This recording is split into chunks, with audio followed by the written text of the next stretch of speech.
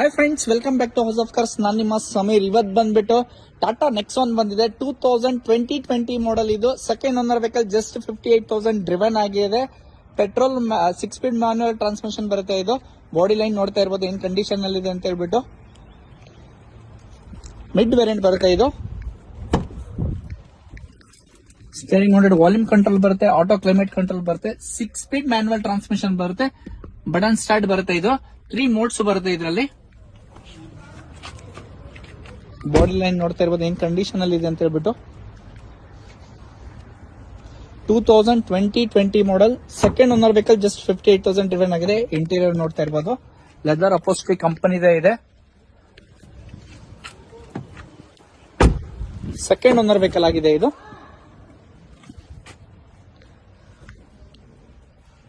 Fully top variant ಬರುತ್ತೆ. ಇದು without sunroof ಬರುತ್ತೆ. ಎಕ್ಸೆಟ್ ಪ್ಲಸ್. ಇದು